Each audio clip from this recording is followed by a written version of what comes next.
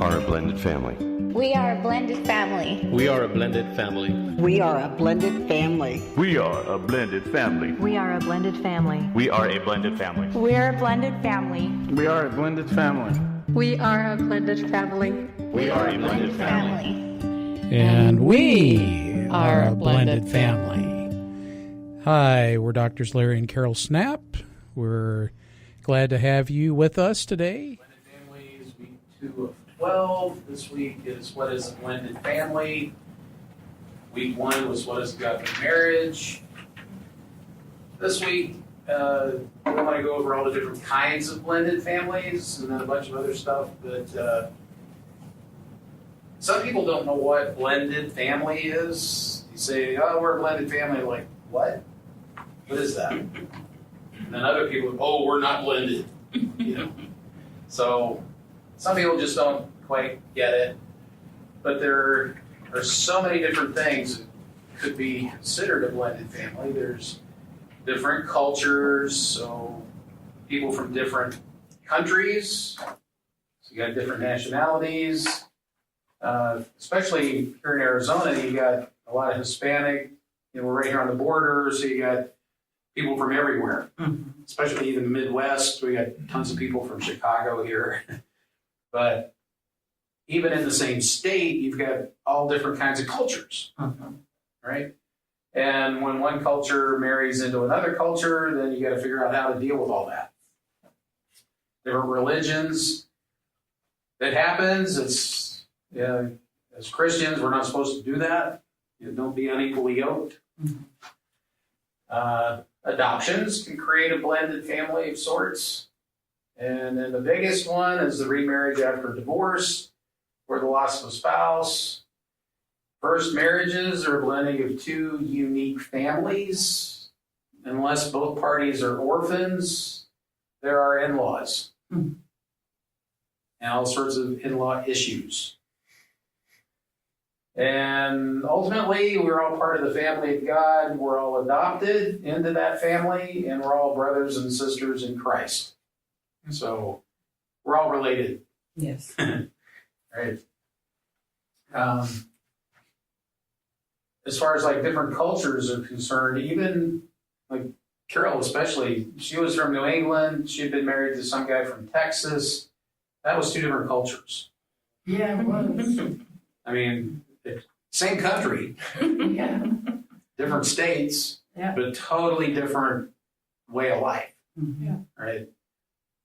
Different languages. Yeah. I mean, Accents. You got a New England accent and a Southern drawl. So I wonder they could even speak to each other. But it was mainly the food. The food was a big thing. Yeah. I mean, Carol's used to like, seafood. Lots of fish, seafood, boiled dinners. Down in Texas, those biscuits and gravy and barbecue and stuff like that. Yeah. The big one was the biscuits and gravy. He said, we're going to have biscuits and gravy for breakfast. And all I knew was brown gravy. And I said, what? Are you kidding me? I'd never heard of white milk gravy. I didn't know that was even existed. That's a thing. And then he talked about for New Year's, we're going to have black-eyed peas. And I said, that doesn't even sound good. No, thank you. So, yeah, I had to find out what all that stuff was. The holidays are especially challenging because, you got different traditions in different parts of the country. And, Christmas, what do you eat? New Year's, black-eyed peas. Some people do like a boiled dinner, which is the cabbage and carrots and potatoes and some kind of meat, Polish sausage or corned beef or something. So ultimately, you have to figure out, and we'll talk about this next week, is, who's normal is normal. Celebrate your differences. But what's the best part about your culture? What's the best thing that you can bring into this new relationship? So that takes some time to figure all that out. And as we'll talk about next week, it's, your thing is just different. It doesn't necessarily mean we're right or wrong. It's just different. So, as far as this class goes, we pretty much get everybody into some sort of a blended family. And ultimately, we're all in the family of God, so there's that one. But for the most part, we're going to be talking about remarriage after a divorce and remarriage after the loss of a spouse. They are different. They're similar, but they're different. Divorce creates a lot of spiritual baggage. You are basically using the law to break what is supposed to be a covenant. So you find yourself using attorneys and the court system, and the court is dictating a lot of what you're supposed to do for the next however many years. So it kind of takes you out from under grace, although there's still some grace, just not as much. But the spiritual baggage part is all the sin that takes place prior to the divorce. You got two people that are not being obedient to the Word of God, and they're basically being casualties in spiritual warfare. One or both has not been doing what God expects of us. So there's a lot of sin going on. Sin creates a lot of wounded people. There's all kinds of things going on. People do things, they say things, and it's just easier to run instead of staying and try to fix things. Because if you stay and fix, that means you have to change. And most people don't want to do that. They want the other person to change to fit how they want things.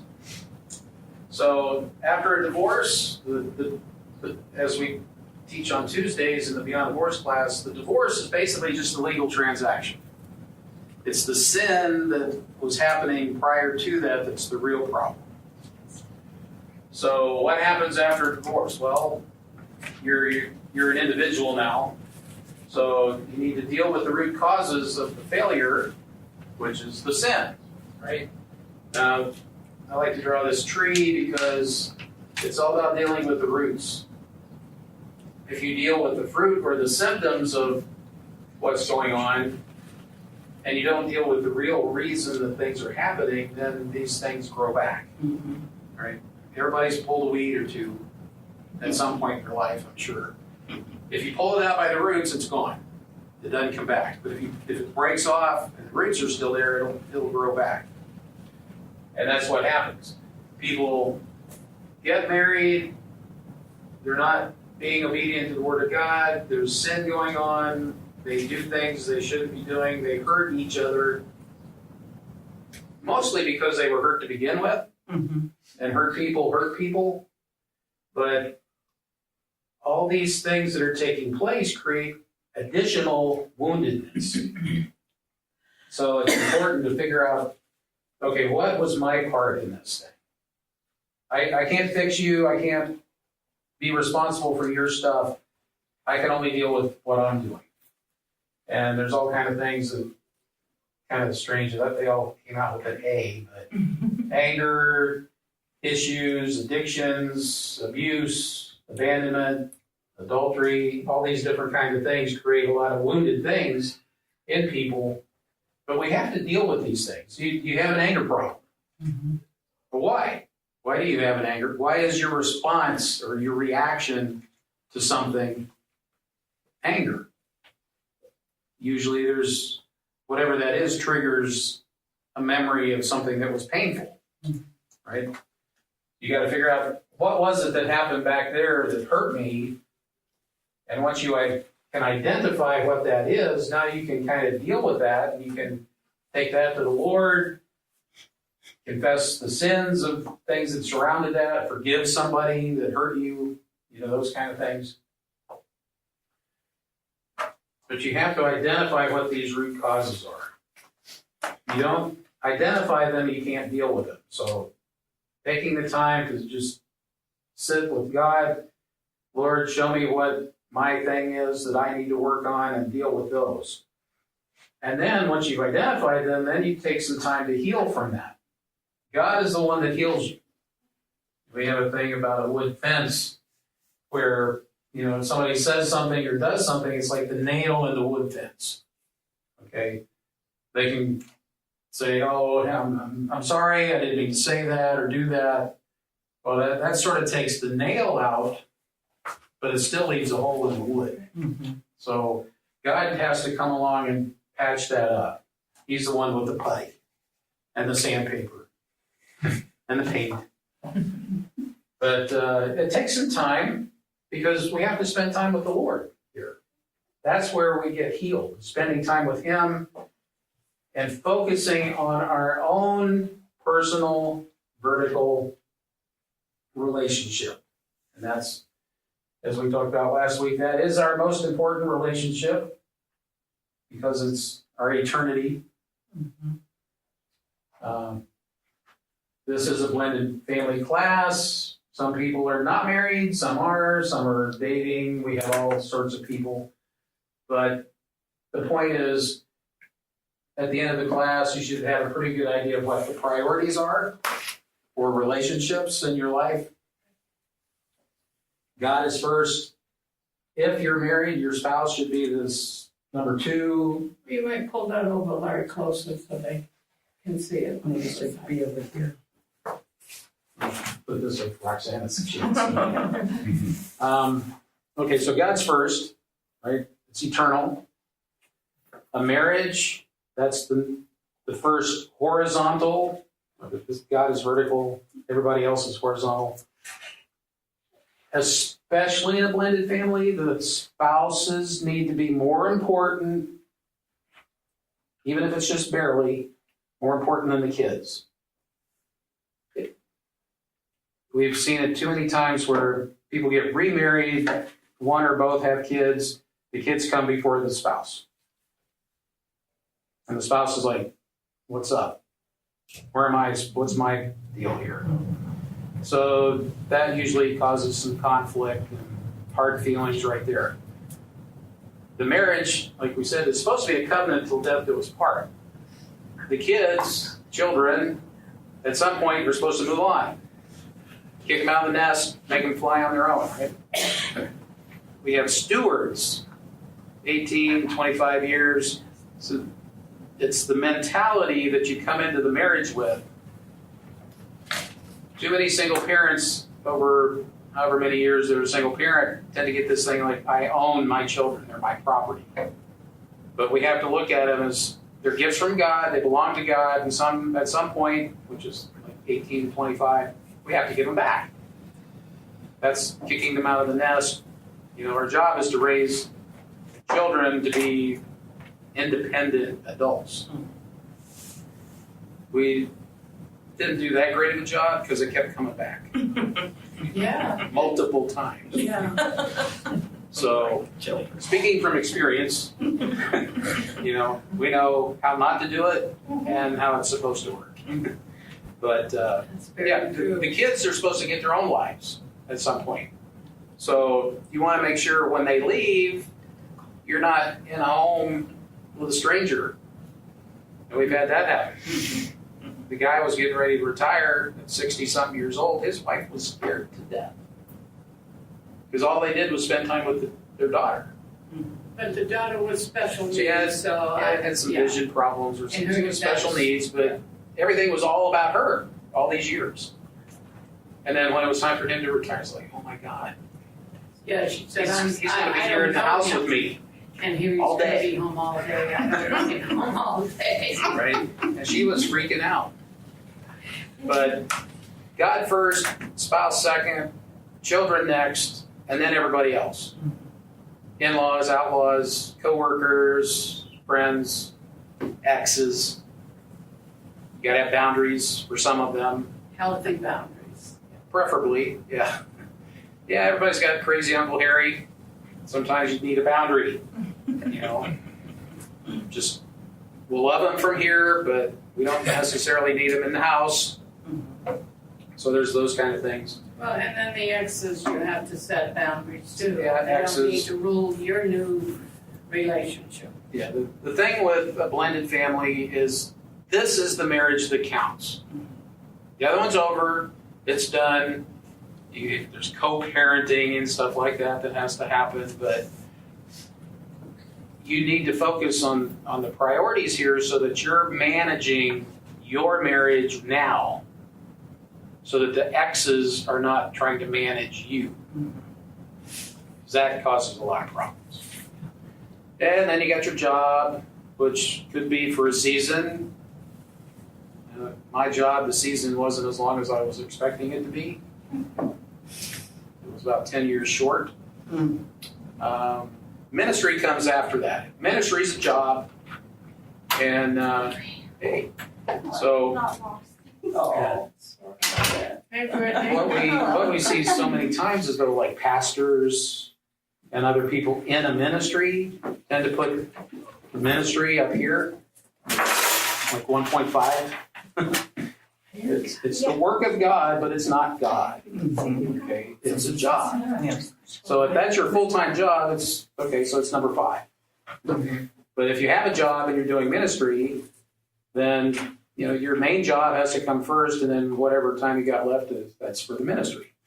But we get pastors' kids all the time, even some pastors that their marriage isn't working out that well. Well, they got the work too high, and the spouse and the family too low.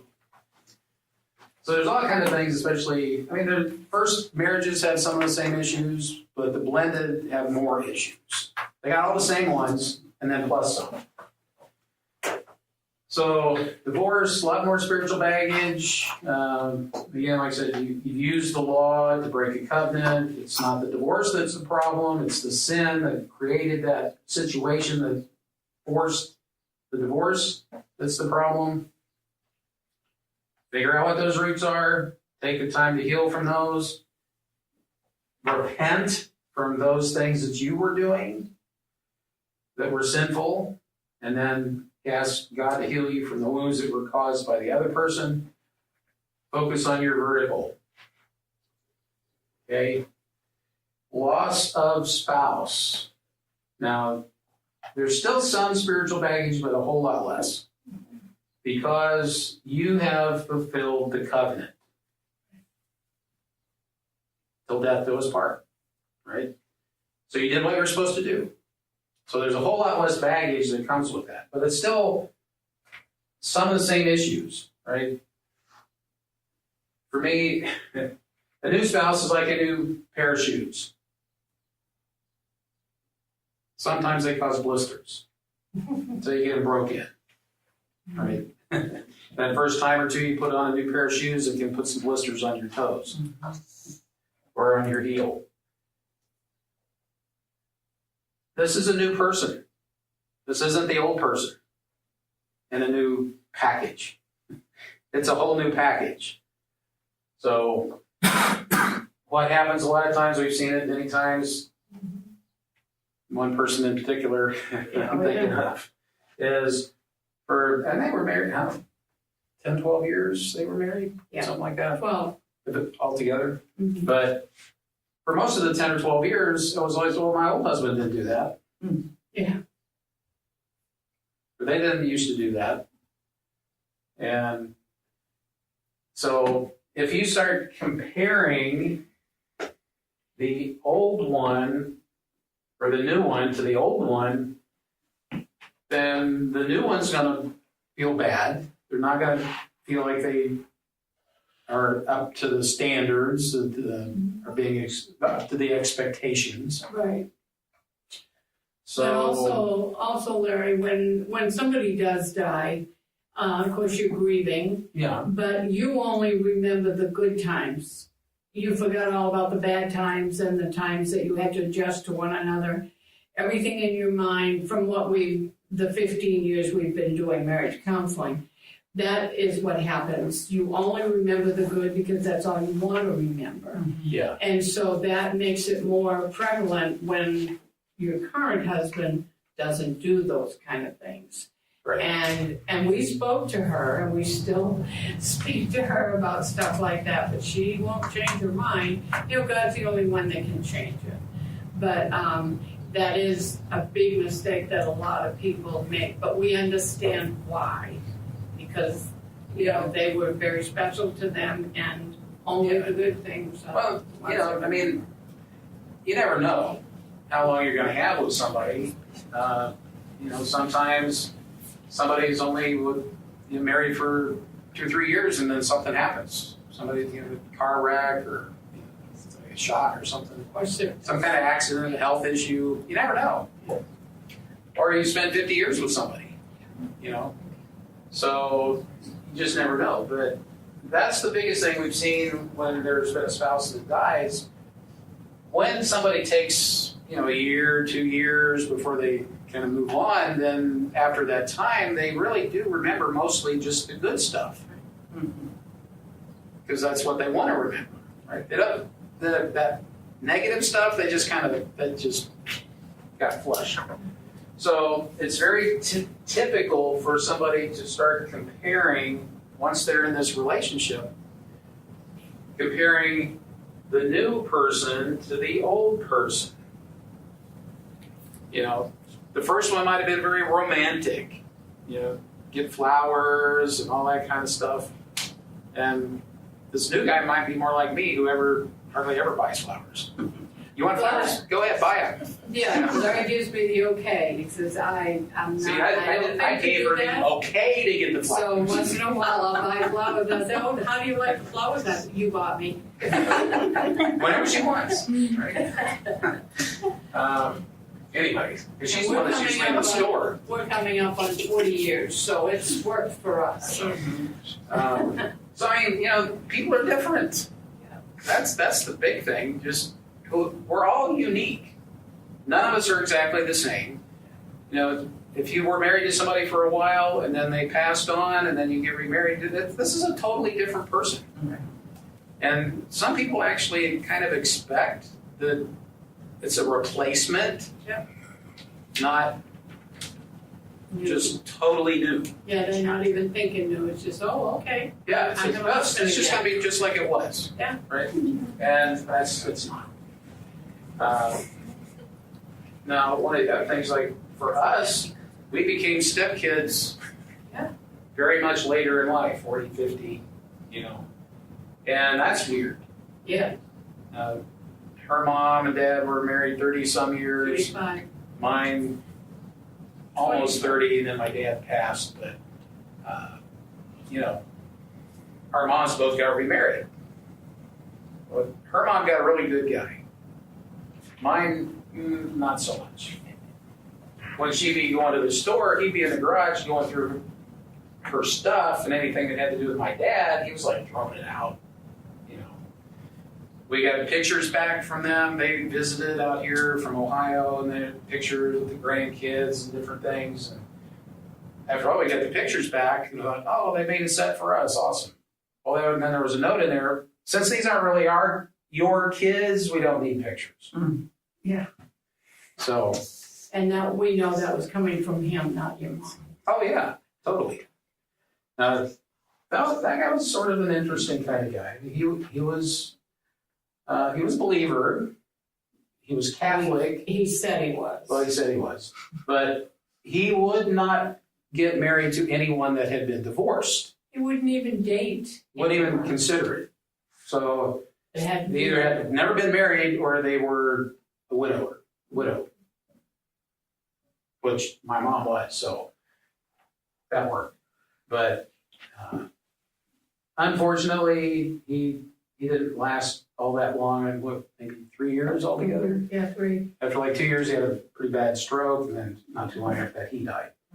And she never did get remarried, and then she was kind of sick for a while. But it's important to realize that this is a totally new person. And that's where you need to exercise grace and mercy. You know, be careful of expectations, because that's where you're going to have a hard time. This new person is probably not going to meet the expectations that you have based on the old person. This is Christian Living Radio. And when it comes to expectations, I like to quote something I read at a restaurant down the street here. It's like, it used to be Chewy's, just down the street here. It's CC's now. mesquite broiler and all that kind of stuff. But they had all these things painted all over the walls and ceilings and everything. But one of them I thought was pretty cool. Was like, if our food doesn't meet your expectations, lower your expectations. Right? That's kind of how this marriage thing works. If your expectations are too high, you're going to be disappointed. And when you get disappointed, after a while, you start getting a little bitter, and then you get resentful, and then it goes downhill. Adult children, tough to blend. I mean, we had no interest in blending, but these other, especially on my mom's deal, he had a couple of 2 or 3 kids. We never even met them. Well, they were out of state too, Larry. It's different if you're in the same state. I mean, they were in Ohio, we're out here. So, I mean, they're 30, 40 something, we're 40, 50 something, and who cares? But we know from counseling, any child over, say, 10 doesn't blend as easy as like a 4-year-old would. Right. Because they have their in their mind what their family should be, and they're resentful of the new person coming in and even dating their dad or their mom, and that just doesn't work out.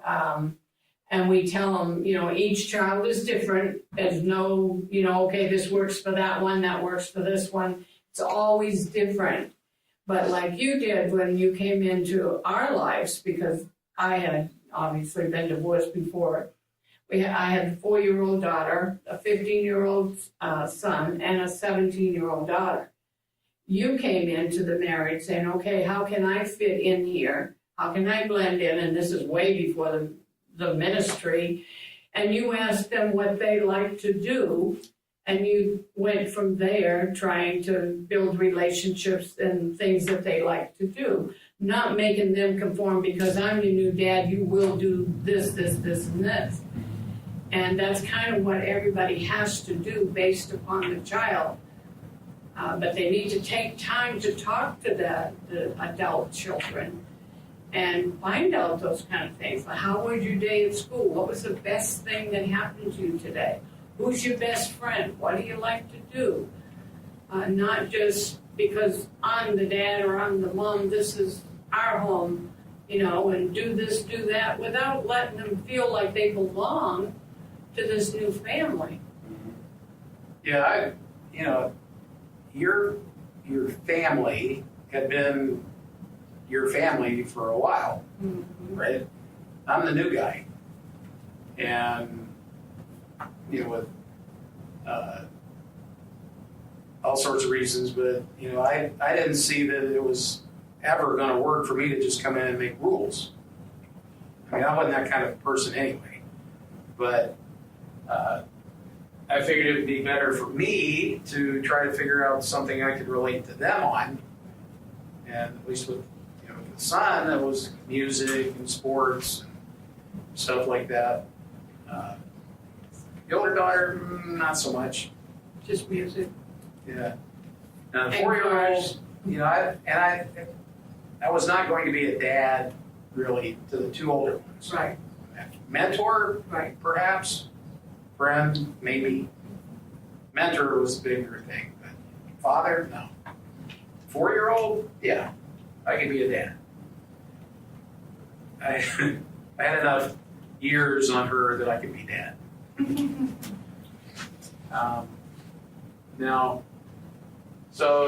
Adult children, some of them will be difficult, and you just have to have the boundaries like we were talking about. It is what it is. You can take it or leave it. This is me now, right? With this other person, you got your life. I love you. But you, especially as adults, anything over 18, you can't force them to do much of anything. You just kind of keep loving them, doing all the right stuff, edifying everybody like we're supposed to, and just keep praying that someday they come around. With the remarriage, either way here, it's important to have that covenant mentality. which is a long-term view of this relationship, right? You should be thinking of stuff like 20 years from now. Keep that 20-year thing down the road. Because that's what will allow you to get through some of the trials and tribulations, because they are temporary. But if you see a trial or tribulation as something that's like, oh my God, we're never going to make it. Well, you're not thinking down the road far enough. Because this is going to subside. I mean, you might be able to fix something that'll take care of it for good. But if you give it a few days, a week, sooner or later, that's not going to be such a big deal. But if all you're looking at is like right now, whenever there's any kind of a trial or tribulation, it's like, oh my God, it's the end of the world. For us, when we were going through our mess 16 years ago now, it was like 4 months of hell. It was. Now, we had 23 years that were pretty good. 3 little spats, 23 years. And then all hell broke loose. But that's because there was a sin issue that just, everything blew up. So, but even at 4 months, it was temporary. It seemed like forever. It seemed like we were each other's enemies, but our counselor said, no, your spouse is not your enemy. The devil is. He's trying to destroy you. And, but Satan is very good at using spouses as tools to make them look like enemies. And so if you're not careful, like it says in Ephesians 6, we don't fight flesh and blood. We're fighting against powers and principalities in the spiritual realm. It's the dark side. May the 4th be with you yesterday, right? So we're talking Star Wars. But if you're looking at whatever's happening right now as a make it or break it issue, then you're probably not going to make it. I mean, you got to be looking at some of the stuff we're doing today. 20 years from now, it's going to be kind of funny. We'll be sitting on the rocking chair on the porch talking about the stuff or laughing about the stuff that we thought was going to kill us, right? But, I mean, that's the kind of vision you need to have down the road so that the things that are happening today are not going to destroy you. Have that long-term vision. Take the time to learn each other. What are you good at? What am I good at? And each person should be doing that with the other one, trying to find out, what are you good at? And there's one example of, we use that next week, I guess, not just differences. But, it's not that my way is the right way. It may be the best way, but it's not necessarily the right way. Because you want to try each other's ways of doing things and see which one works best, because there may be a little something about your way that even makes my way better, or vice versa. If it's just, and guys have a tendency to do this, it's my way or the highway, right? Because they only read part of the one scripture that says, wives, submit to your husband. Put a period there. The favorite part. Yeah. So it's like, whatever I say goes, Our deal would never have worked if I'd have tried that. No. Because, the way it works is you have to submit to God first, and then each other, and then the wife to the husband. So it's not the wife to the husband first, because that doesn't work. If the guy isn't doing the other two, then he doesn't get number 3. Okay, covenant mentality. Look at things, understand what a covenant is first. It's till death do us part, right? When you look at it that way, you take the time to fix things that are broken. You don't just walk away, run away. You stand and you fight for what's right? Too many people, especially more recent generations, They don't know how to fight because they've never seen anybody fix things. You know, I don't know, it was back in the 70s, late 70s, somewhere in there. California introduced the no-fault divorce. Yeah. I think one of the first states to, you know, irreconcilable differences. That's all it took. Kramer versus Kramer. I think they came out with that line in the movie But back in the 70s. it just, all that took was, I can't get along with them. Yeah. You know, we can't agree on anything. So, okay, you're done. It was that easy.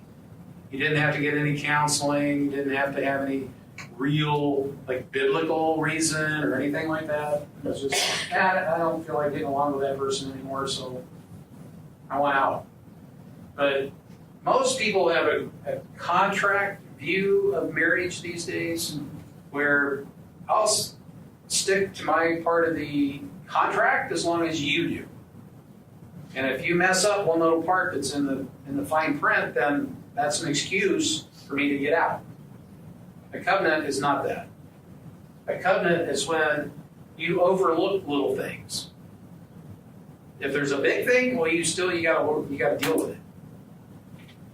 But you work on it. Yeah, you put on your Jesus glasses. So that you're looking at things through the lens of Christ. And I overheard a 20-something girl talking to a friend, and she goes, well, I want my first husband to be like blah, blah, blah, blah. the first one. So she's already starting from a point of view that it's throwaway if I don't like it. Yeah. What a terrible way to start. Yeah, really. Yeah, you'd be surprised how many people actually talk that way. Yeah. You know? Yeah. I mean, they're already planning on a second or third one. Yeah. You know? The first one's just a practice one. You know? Well, and they say that, you know, we're going to try it. So we're going to get married. We're going to try it. Frenzy.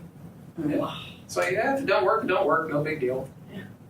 It's, they don't understand. They have no so many folks these days are so far from God that they have no concept of what God has to do with marriage. Marriage is something you just get together with somebody and you live together. And then you got a piece of paper that says you're married. That's about it. They don't understand the whole covenant thing. They don't understand what God had intended from the beginning and all that kind of stuff. So, but if you take the time to heal from whatever happened, either a divorce or even the time to grieve and heal from the loss of a spouse, whenever you're ready to get into another situation that could lead to a marriage, make sure at that point you're talking about forever.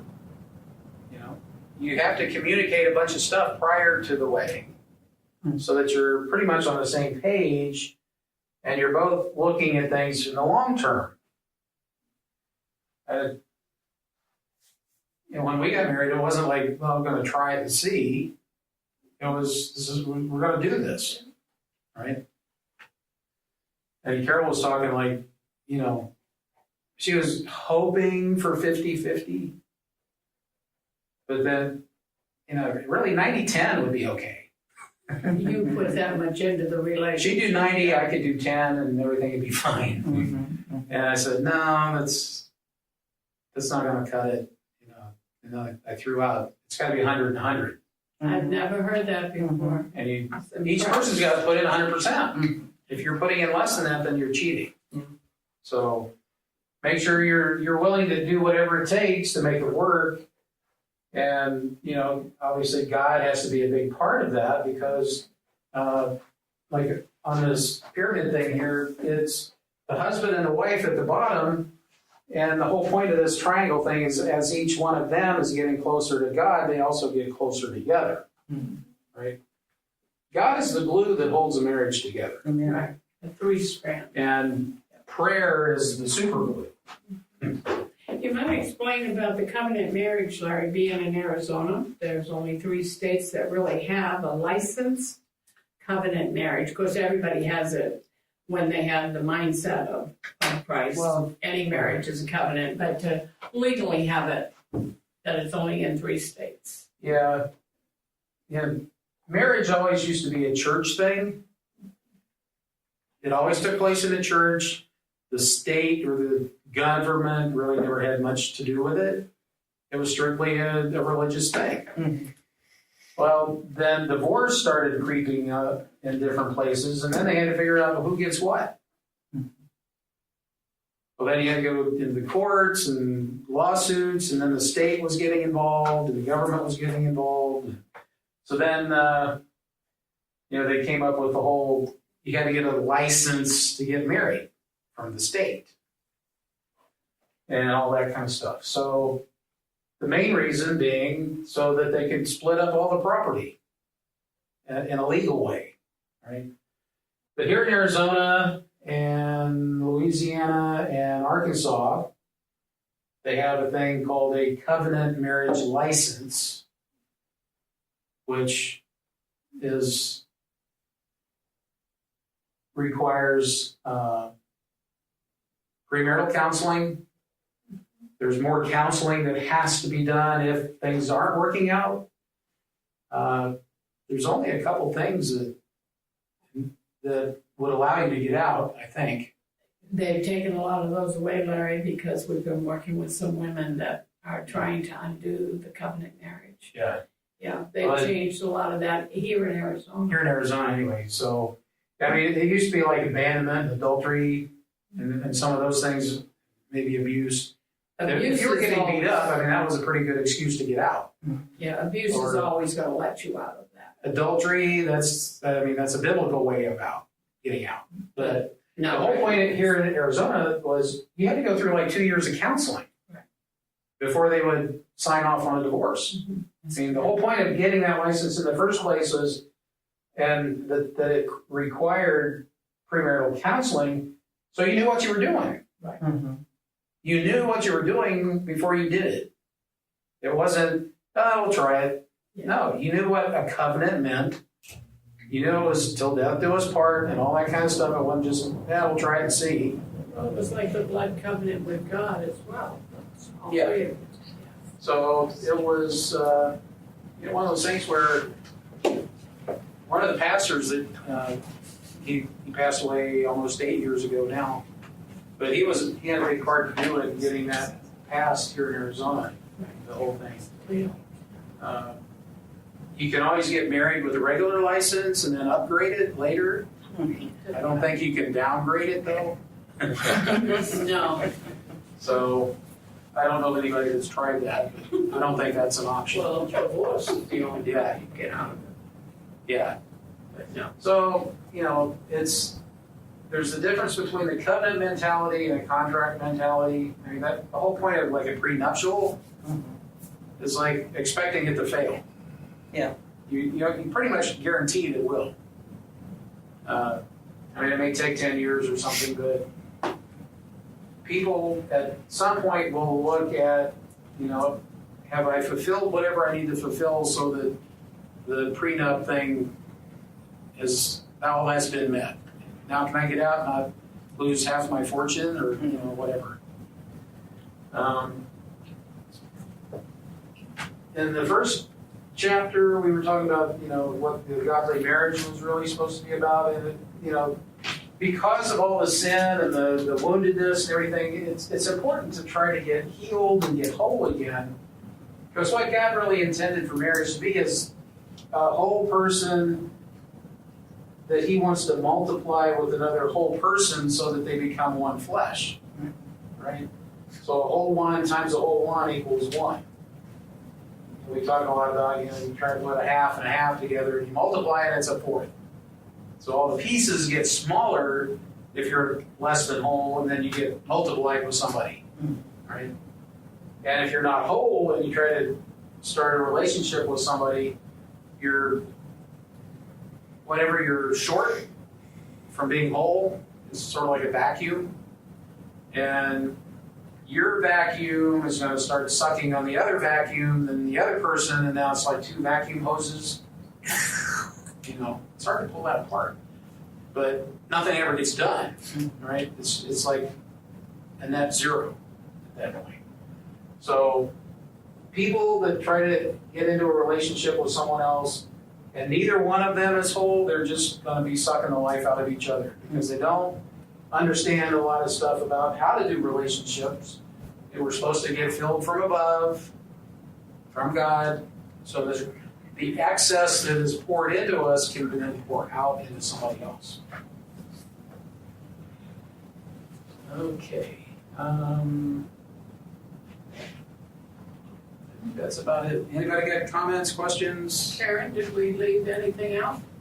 No, I just wanted to kind of bring the about the anger part. You know, anger is a healthy emotion. God gets angry, but the thing of it is we, in our anger, are human. It says that the anger of man does not fulfill the righteousness of God. Mm-hmm. It's mainly what you do with it. It's, you know, you could say, hey, that made me angry. But most people don't do that. They'll throw things, hit things, hurt things. And that is not the proper way to use the anger. So that can be very destructive and, you know, damage a marriage and get into, you know, domestic violence and those kinds of things. See, the anger is an emotion, right? It's a feeling. It's painful. Something happened that hurts. Yeah. So the anger is like a response to that based on the prior injury of some sort, right?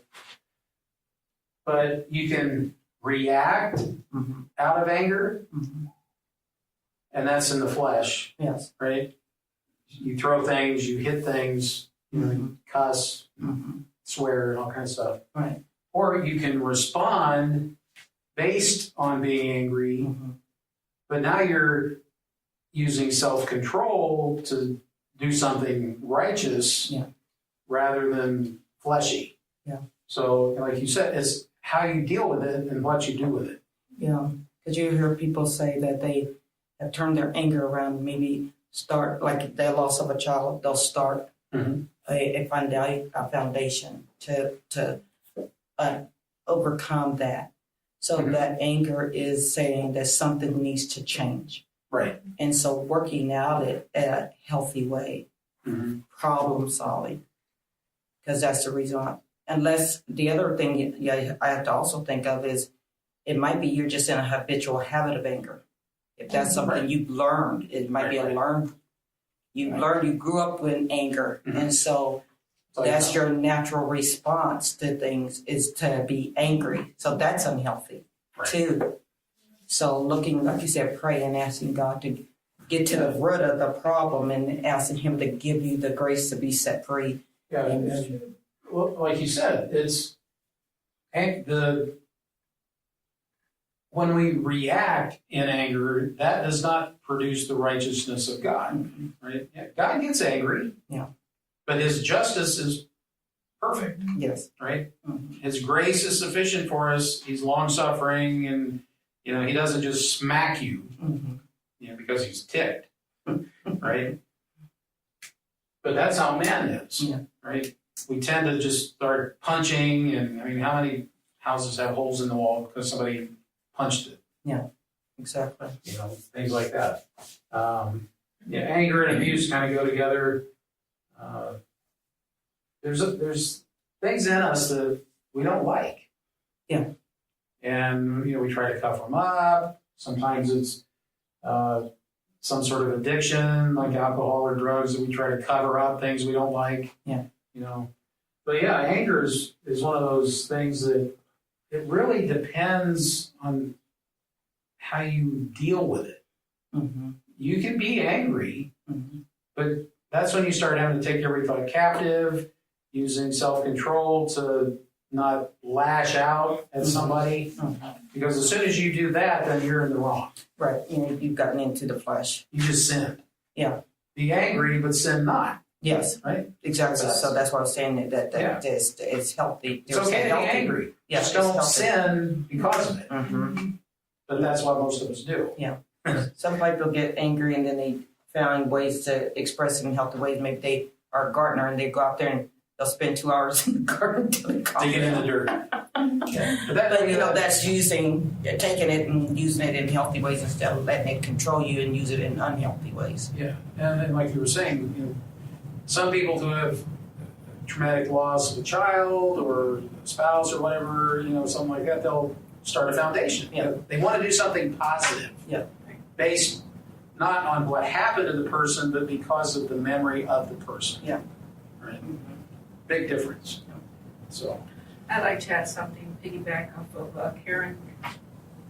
When you were saying that, yes, it's okay to be angry, however, don't sin. And a lot of times people don't really understand what sin is, and they don't understand all these negative attributes. And it isn't until we learn who God is, and as we read and we start to learn who He is, we have an understanding of what His actual attributes are, and He Himself tells us how to behave, what to do, what truly is sin, how do you combat that, what armor He gives us. And until we have that understanding, this is all beautiful, because that's how Kelly and I came to understand this. But unless you have that foundation, which is God and God's understanding on how to live your life day in and day out, the expectation He has for us, and the number one is having that relationship with Him so you know who He is. He will guide you and He will tell you, and then you learn these things, and that's, I believe, that why this works for Kelly and I, because his foundation was seeking God first. Mine was all the years, and then when we found each other, all the differences really were a beautiful blend, because I was very happy to learn his culture and what he brought to the table, and vice versa.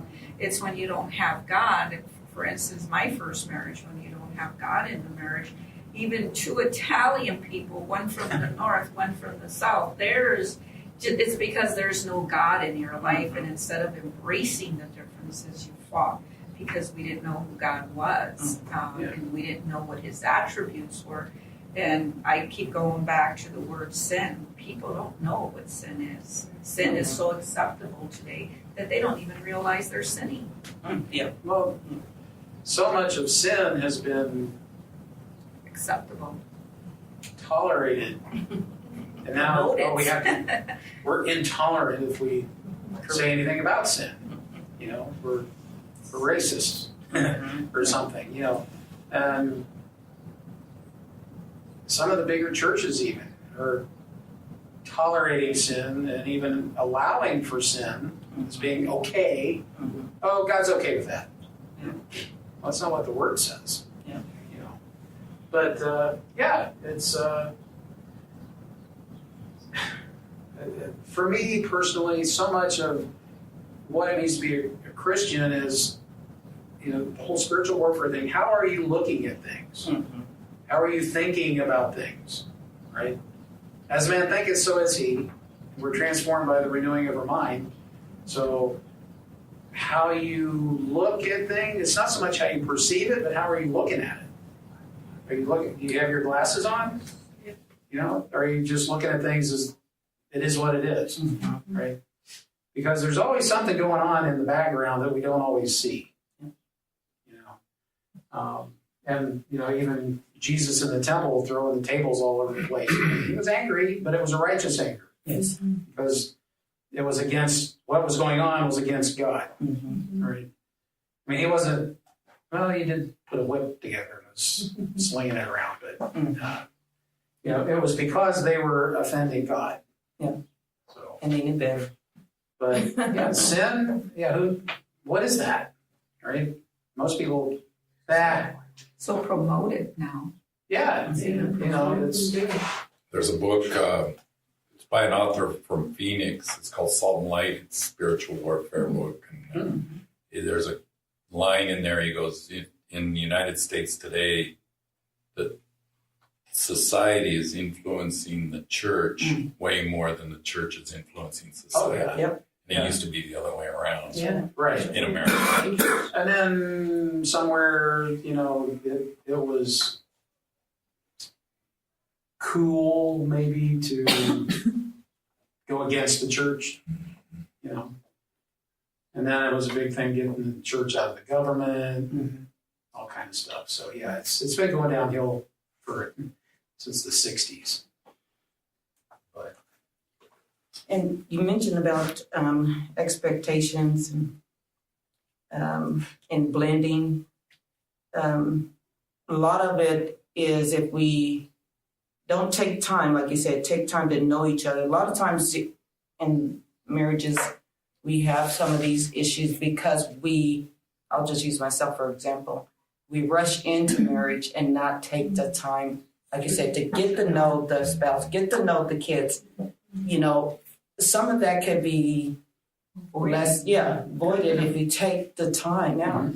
But a lot of times we find this person, we get in the flesh and we want to hurry and blend, but we don't really take the time.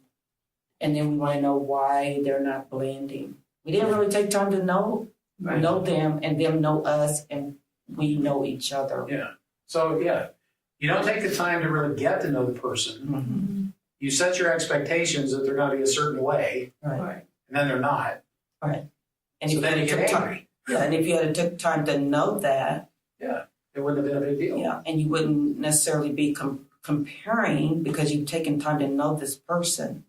So you wouldn't, and I know I'm being idealistic because I haven't had that situation, but you wouldn't compare because you've got to know that person. There's no reason to compare. I wouldn't marry or hook up with this person and then compare him with the other person. Mm-hmm. Because I would have said, I like this person the way they are. I don't need to compare them with somebody else. That's a good one right there. The whole point is to take somebody like they are. Right. You know, if they're not, if you don't like the way they are, odds are they're not going to change. Right. And if you feel like you need a project and you're going to try to fix them and mold them into the way you really want them versus how they really are, you're going to be disappointed. Yeah. One of the things that Uncle in his counseling used to see a lot going on was, as you said, getting together first. Oh, we like each other, we get along. There was this chemistry, At home, and then he said period. they do it backwards. Then they want to do the dating process in the after the marriage. It's like then they want to get to know the person. Then they realize, oh, we don't like them after all. Right.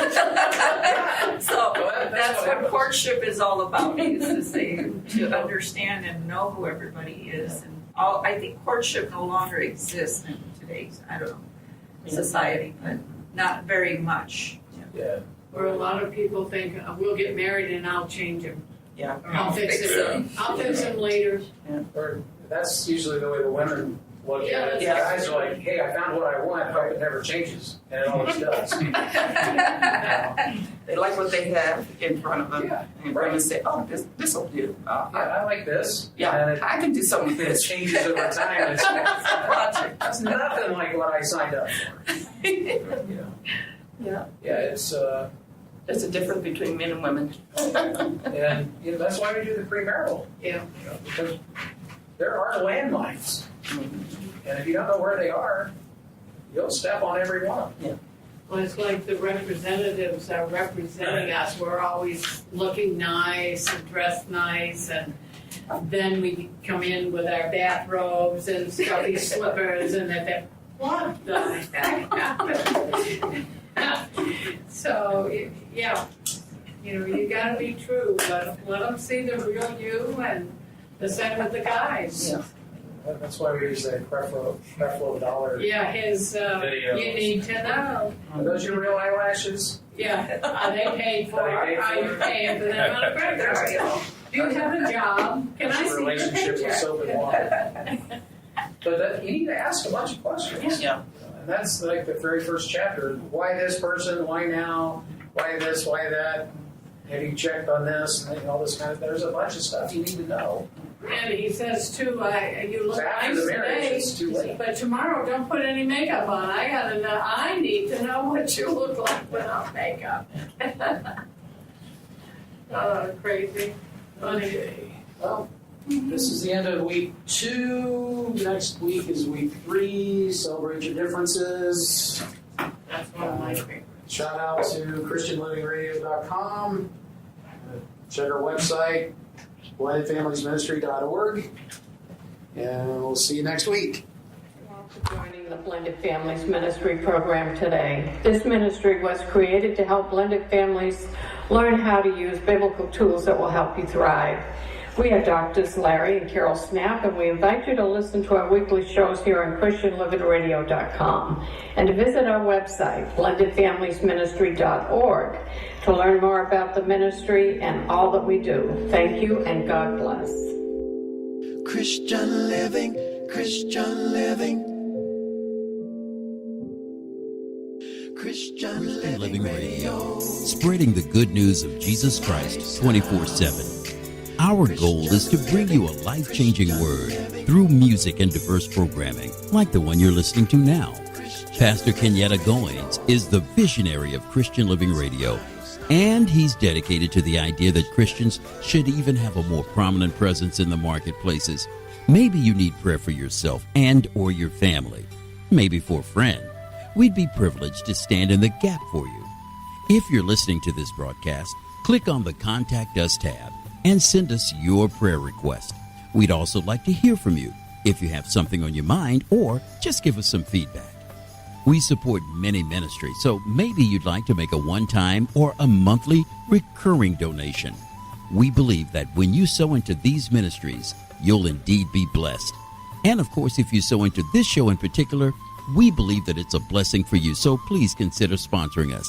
There's a special area under the Donate tab where you can send your monetary gift, or call 520-812-6363. That's 520-812-6363 to receive more information about sponsorship. Thank you.